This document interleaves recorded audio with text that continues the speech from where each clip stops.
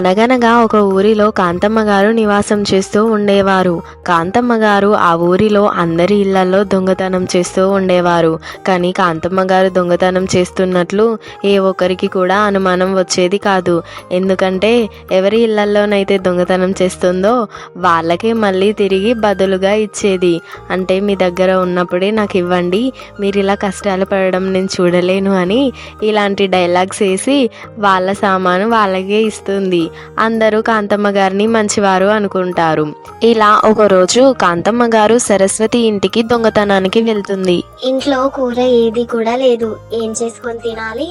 అలా సరస్వతి ఇంటికి వెళ్ళి దాని ఇంట్లో ఏమైనా కూరగాయలు ఉన్నాయేమో చూసి వాటిని దొంగిలించి తీసుకొస్తా అని కాంతమ్మ గారు సరస్వతి ఇంటికి వెళ్తారు. ఓసే సరస్వతి, ఏం చేస్తున్నావే? ఏం లేదు కాంతమ్మ గారు, ఇంటి పని అంతా అయింది, ఇప్పుడే నేను భోజనం చేశాను, అలా ఖాళీగా కూర్చున్నాను. కాంతమ్మ గారు, ఏంటి ఇలా వచ్చారు? ఓసే సరస్వతి, నువ్వు మహిళా సంఘం గ్రూప్ లో ఉన్నావు కదా, వాళ్ళు నీకు తెలియకుండా ఏదో పర్సనల్ లోన్ తీసుకుంటారంటనే, ఏదో మాయమాటలు నీకు చెప్పి సంతకం పెట్టించుకొని వాళ్ళే లోన్ తీసుకుంటారంట, నీకు ₹1 కూడా ఇవ్వరంట. వెళ్ళి వాళ్ళతో మాట్లాడుకో. ఏంటి, పర్సనల్ లోన్ తీసుకుంటారా? అది నాకు తెలియకుండా ఎలా తీసుకుంటారో నేను చూస్తా. నాకే అబద్ధాలు చెప్పి నా చేత సంతకం పెట్టించుకుంటారా? అలా ఎలా చేస్తారో నేను చూస్తా. ఇప్పుడే వెళ్ళి వాళ్ళ తాట తీస్తా అని కోపంతో సరస్వతి ఆ మహిళా సంఘం గ్రూప్ దగ్గరికి వెళ్తుంది. ఇంతలో కాంతమ్మ గారు అక్కడే ఉన్న కూరగాయలన్నింటినీ తీసుకొని గబగబా పరిగెత్తుకుంటూ తన ఇంటికి వెళ్ళిపోతుంది. మొత్తానికి ఈ రోజైతే భోజనానికి సిద్ధపరచుకున్నాను. ఆ సరస్వతికి ఏవో ఒకటి మాయమాటలు చెప్పి దాన్ని మహిళా సంఘం గ్రూప్ దగ్గరికి తీసుకువెళ్ళాను.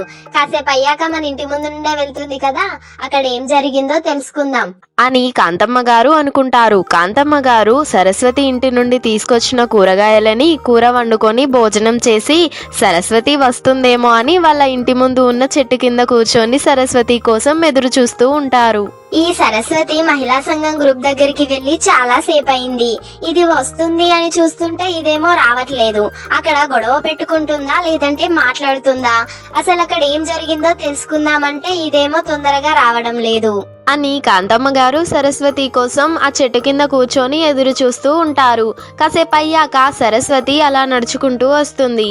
ఏంటి సరస్వతి, నువ్వు మహిళా సంఘం గ్రూప్ దగ్గరికి వెళ్ళి చాలా సేపు అయింది. ఇంతకీ అక్కడ ఏం జరిగింది? ఇప్పటి వరకు ఏం చేసావు? వాళ్ళు నీకు తెలియకుండా ప్రైవేట్ లోన్ తీసుకుంటారంట కదా, నేను చెప్పింది నిజమే కదా? అవును కాంతమ్మ గారు, మీరు చెప్పింది నిజమే. అక్కడికి వెళ్లేసరికి వాళ్ళంతా నాకు తెలియకుండా లోన్ తీసుకుందామని మాట్లాడుకుంటున్నారు. నాకేవో అబద్ధాలు చెప్పి నా చేతి సంతకం పెట్టించుకుందాం అనుకున్నారు. నేను వెళ్లి వాళ్ళ దుమ్ము దులిపి వచ్చేసాను. నేను కూడా లోన్ తీసుకుంటున్నాను కాంతమ్మ గారు. సర్లేవే, వాళ్ళతో వాదించి అలసిపోయినట్లున్నావు. వెళ్ళి భోజనం చేయిపో, లేదంటే అలా పడుకోపో, రిలాక్స్ అవ్వు కొంచెము. అలాగే కాంతమ్మ గారు అని చెప్పి సరస్వతి తన ఇంటికి వెళ్ళిపోతుంది. తన ఇంటికి చేరుకున్న సరస్వతికి వాళ్ళ ఇంట్లో కూరగాయలు కనిపించవు. వెంటనే పరిగెత్తుకుంటూ కాంతమ్మ గారి దగ్గరికి వస్తుంది. అయ్యో కాంతమ్మ గారు, మా ఇంట్లో కూరగాయలన్నీ ఎవరో దొంగిలించారండి. మా ఇంట్లో ఒక కూరగాయ కూడా లేదు. నేను నిన్ననే మార్కెట్ కి వెళ్లి వారానికి సరిపడా కూరగాయలన్నీ కొనుక్కొచ్చాను. తీరా ఇప్పుడు మహిళా సంఘం గ్రూప్ దగ్గరికి వెళ్ళి వచ్చేసరికి ఇంట్లో కూరగాయలు లేవు కాంతమ్మ గారు. ఇంట్లోనే ఉంటాయి సరస్వతి, ఎందుకలా కంగారు పడుతున్నావు? ఒకసారి ఎక్కడ పెట్టావో గుర్తు చేసుకో. లేదు కాంతమ్మ గారు, నేను ఇంట్లోనే పెట్టాను. నేను పెట్టిన చోట వెళ్లి చూస్తే కూరగాయలు కనిపించట్లేదు. ఏంటి కాంతమ్మ గారు, ఏమైంది? సరస్వతి అక్క, ఏమైంది? లక్ష్మి, నేను నిన్ననే మార్కెట్ కి వెళ్లి వారానికి సరిపడా కూరగాయలు కొనుక్కొని వచ్చాను. ఇందాకే కూర వండుకొని తిన్నాను. ఇంతలో కాంతమ్మ గారు వచ్చారు. అక్కడ మహిళా సంఘం దగ్గర నాకు తెలియకుండా వాళ్ళు చిట్టి తీసుకుంటున్నారు గ్రూప్ లో డబ్బులు అని అంటే, నేను అలాగే కాంతమ్మ గారిని ఇంట్లోనే వదిలేసి నేను మహిళా సంఘం చిట్టి దగ్గరికి వెళ్లి వచ్చాను. వెళ్లి వచ్చి చూసేసరికి ఇంట్లో కూరగాయలు లేవు. అవునా సరస్వతి, నిజంగానే మా ఇంట్లో కూడా మొన్న పప్పు దొంగతనం జరిగింది. అసలు ఈ దొంగతనం ఎవరు చేస్తున్నారో తెలియట్లేదు. రామయ్య ఇంట్లో, రంగయ్య ఇంట్లో, మన చుట్టుపక్కల ఉన్న అన్ని ఇళ్లలో దొంగతనం ఇలాగే జరుగుతుంది. కానీ దొంగతనం ఎవరు చేస్తున్నారో తెలియట్లేదు. ఇప్పుడు ఆ దొంగే నీ కూరగాయలను కూడా దొంగిలించినట్లున్నాడు. అవును లక్ష్మి, ఎవడైనా దొంగ వెదవా వాడు డబ్బులు దొంగతనం చేస్తాడు. ఈ పప్పులు, ఉప్పులు, నూనె, కూరగాయలు, ఈ వీడేం దొంగ అసలు నాకు అర్థం కావట్లేదు. వీటిని ఎవడైనా దొంగతనం చేస్తాడా?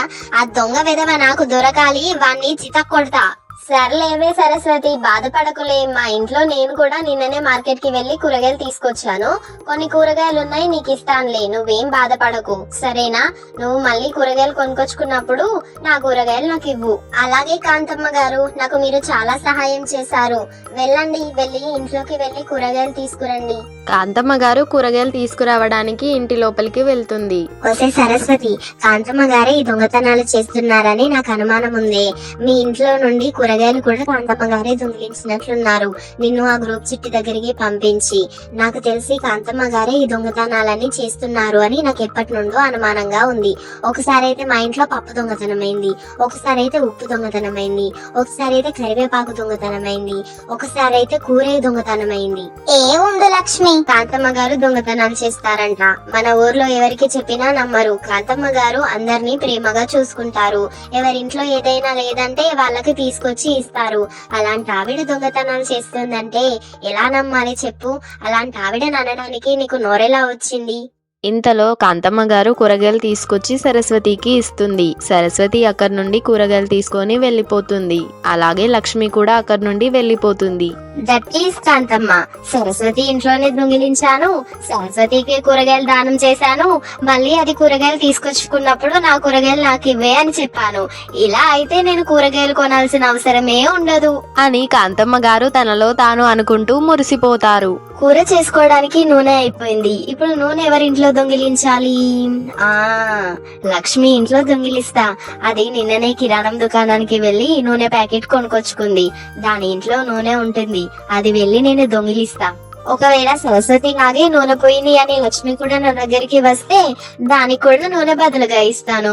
మళ్ళీ అది నూనె తీసుకొచ్చుకున్నప్పుడు నా నూనె నాకు ఇవ్వమని చెప్తాను. ఇలాగైతే నేను నూనె కొనాల్సిన అవసరం కూడా ఉండదు, ఎవరికి నా మీద అనుమానం కూడా రాదు అని కాంతమ్మ గారు లక్ష్మి ఇంటికి వెళ్తుంది. ఇంట్లో ఎవరు లేరు కదా, ఇదే మంచి సమయం. నూనె దొంగిలించి తొందరగా ఇక్కడ నుండి వెళ్లిపోవాలి అని కాంతమ్మ గారు ఇంట్లోకి వెళ్తారు. లక్ష్మి, మొన్న మామిడికాయ పచ్చడి పెట్టాను అని చెప్పావు కదా, అది కొంచెం నాకు ఇస్తావా? అలాగే సరస్వతి అక్క, లోపలికి రండి, మామిడికాయ పచ్చడి ఇస్తాను. రామయ్య, నీకు ఆకలిగా ఉంది అన్నావు కదా, రా, నీకు కూడా భోజనం పెడతాను. రామయ్య, సరస్వతి, లక్ష్మి ఇంటి లోపలికి వెళ్తారు. కాంతమ్మ గారు నూనె డబ్బా తీసుకొని పరిగెత్తుకుంటూ వెళ్తారు. వీళ్ళ ముగ్గురిని చూసి కాంతమ్మ గారు అక్కడే ఆగిపోతారు. కాంతమ్మ గారు, మీరు ఇంట్లో ఏం చేస్తున్నారు? అయినా మా నూనె డబ్బా మీ చేతిలో ఎలా ఉంది? అయినా ఆ నూనె డబ్బా తీసుకొని మీరెక్కడికి పారిపోతున్నారు? ఏంటి కాంతమ్మ గారు, మీ ఇంట్లో ఉన్నట్లు మీకు తెలీదా? తెలియకుండా ఎలా వచ్చారు కాంతమ్మ గారు? మీరు నూనె డబ్బా తీసుకొని ఎక్కడికి అలా పరిగెత్తుతున్నారు? సరస్వతి, ఇప్పుడైనా నీకు అర్థమైందా? నేను ఎన్నో సార్లు రామయ్యకి కూడా చెప్పాను, మన ఇళ్లలో దొంగతనం చేస్తుంది కాంతమ్మే అని. ఇప్పటికైనా పట్టుబడింది. మీ ఇంట్లో కూరగాయలు దొంగతనం చేసింది కూడా కాంతమ్మే. దాన్ని పట్టుకొని ముందు చితక్కొట్టు. మా ఇంట్లోనే కూరగాయలు దొంగతనం చేస్తావానే? మా ఇంట్లోనైతే ఉప్పులు, పప్పులు, మిరపకాయలు, కరివేపాకులు, నూనె, ఆఖరికి కూర కూడా దొంగతనం చేసింది. ఇప్పుడేమో నూనె తీసుకొని వెళ్తుంది. దీన్ని వదిలేది లేదు అని సరస్వతి, లక్ష్మి కాంతమ్మని చితక్కొడతారు. ఇలాంటి ఇంకా ఇంట్రెస్టింగ్ వీడియోస్ కోసం మన కార్టూన్ టీవీ అనే ఛానల్ని ఇప్పుడే సబ్స్క్రైబ్ చేసి బెల్ ఐకాన్ యాక్టివేట్ చేసుకోండి. మేము ఏ వీడియో అప్లోడ్ చేసినా అది మొదటగా మీకు నోటిఫికేషన్గా వస్తుంది.